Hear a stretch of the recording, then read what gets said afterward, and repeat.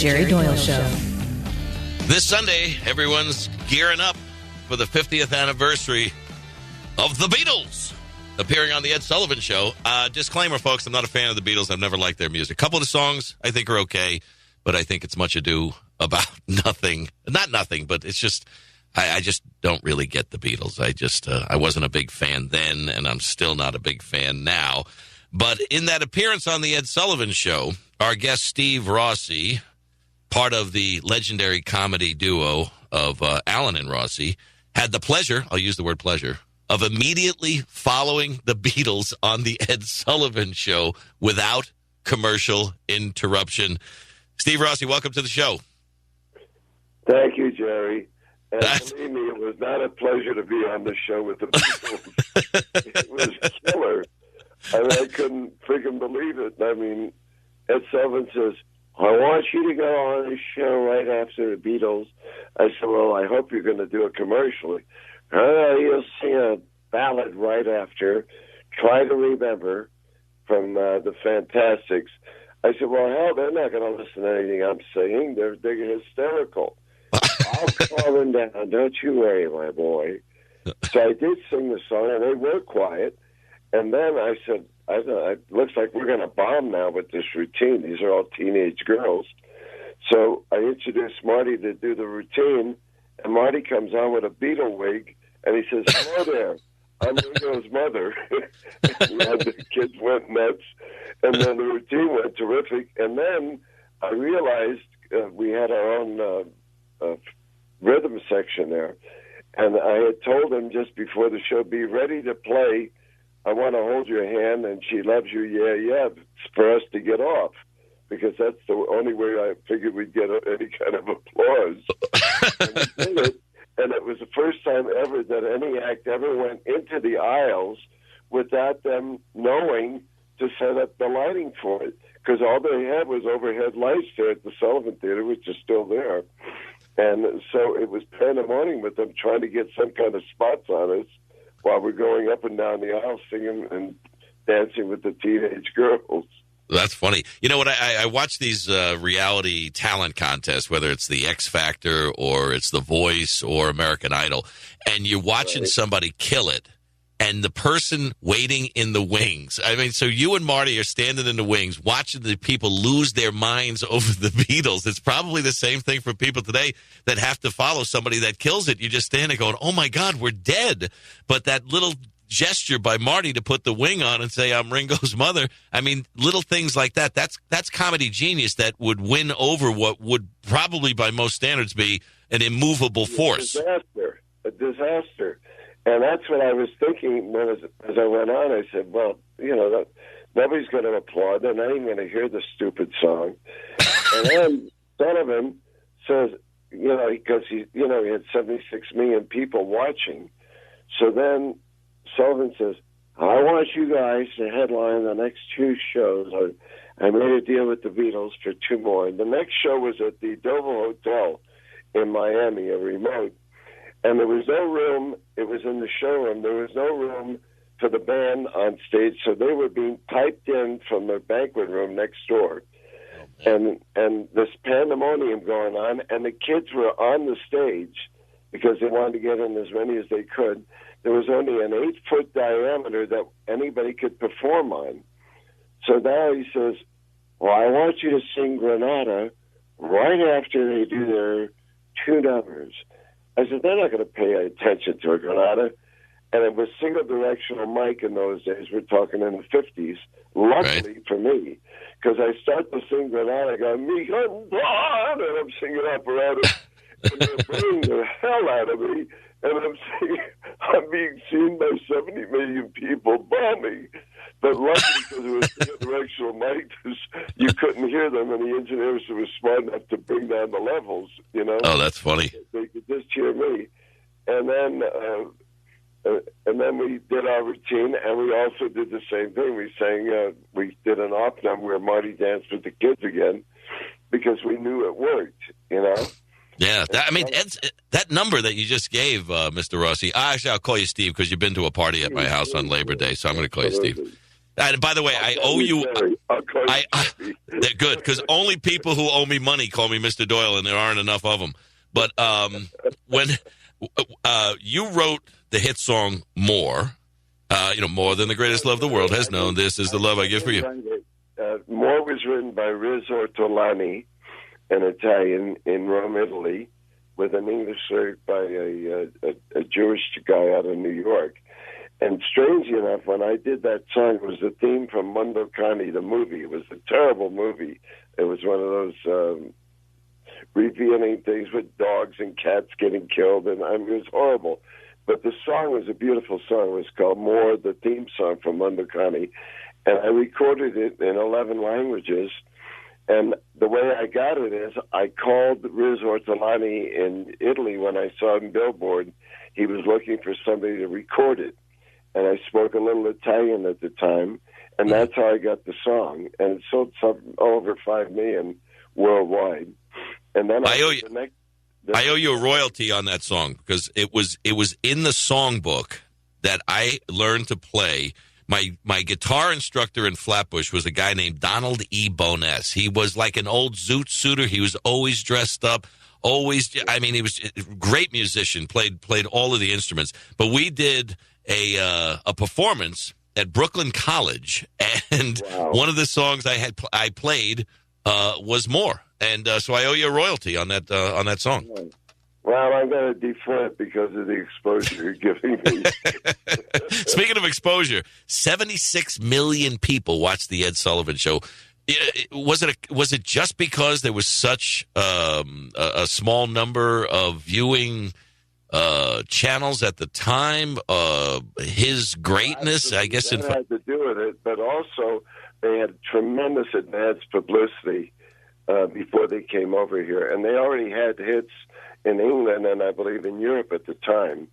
But, like when I first heard them sing, and of course the uniqueness was they all were dressed in the same outfits. They all had the same hairdos and everything, and they were cute. But when I heard I Want to Hold Your Hand and She Loves You, I said, what a piece of crap. I mean, at all. These guys are never going to make it, even though it was pandemonium there. I thought it was just like, the next thing is not going to make. And you're so right. I mean, through the years, they only wrote, a few songs that were really good, like Eleanor Rigby and some of the albums that they did. They did Yesterday. The first ones who did theme albums. Yeah. Now, is it true that you were discovered by Mae West? Because I was shopping a little information on the internet, and everything out there is true. Is that true that you were discovered by Mae West? Yes, and it was she came to see me when I was playing the lead for the Pacific Light Opera Company in Student Prince, and I had a goatee, and I had the look of like an Errol Flynn to play the lead in it. And so after the show, she came back with her manager. And Jerry Franks was his name. And he said, Miss Mae West would like to talk to you. So I said, well, who is Miss Mae West? I was only 19 at the time, or 20. And he says, well, she's a big movie star. And she had the Mae West vest, for that they used as a support for vehicle. People. Yes. Yeah, exactly.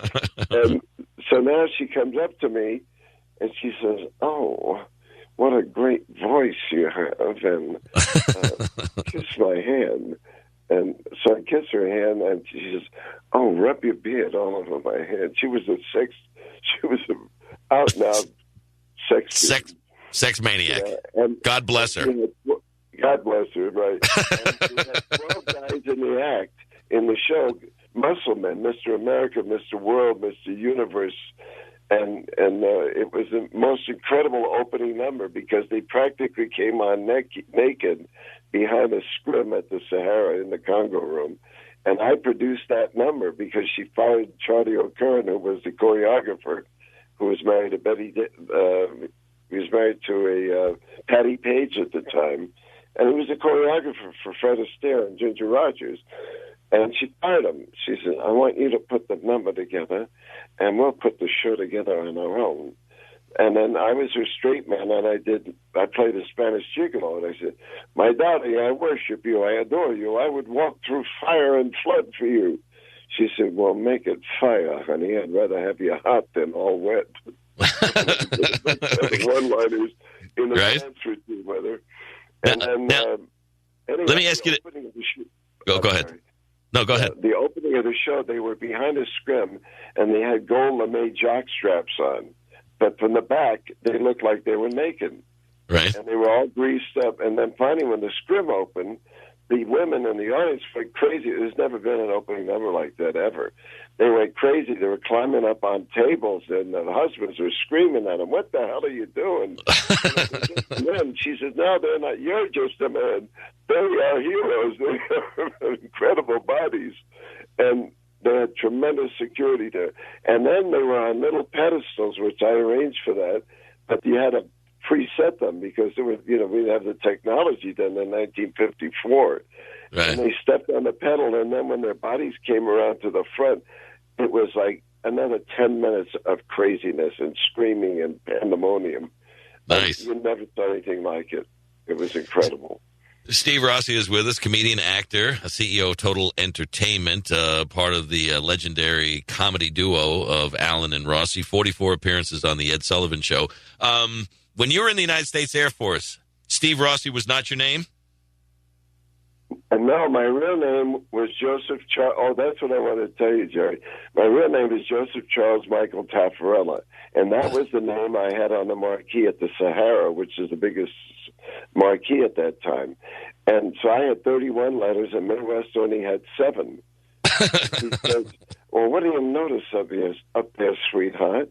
I said, "My name. It takes up the whole friggin' sign." She said, "Well, what about my name?" I said, "Well, you only have 7 letters. I have 31. She says, "Well, from now on, your name is Steve Rossi."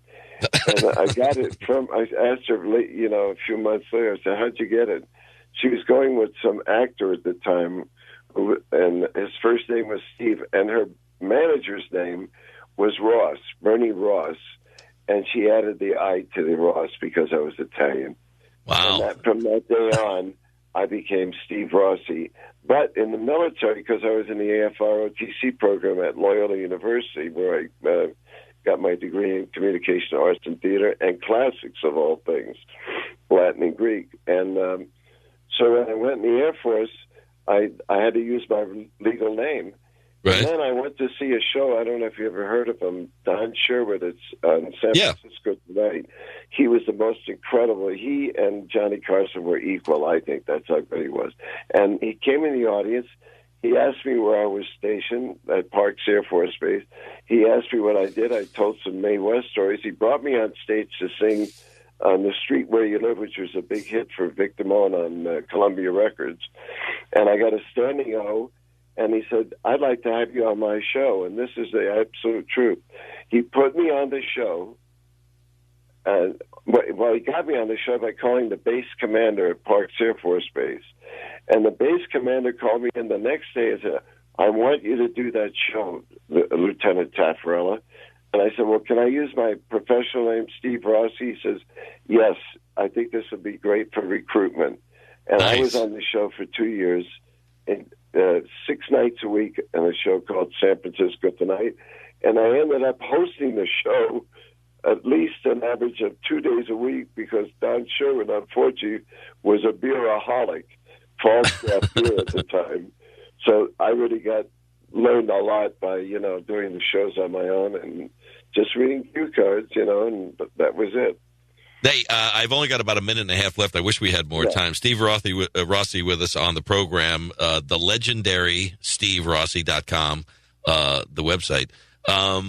You're working with Rich Little these days, correct? It's legendary Steve Rossi at gmail.com.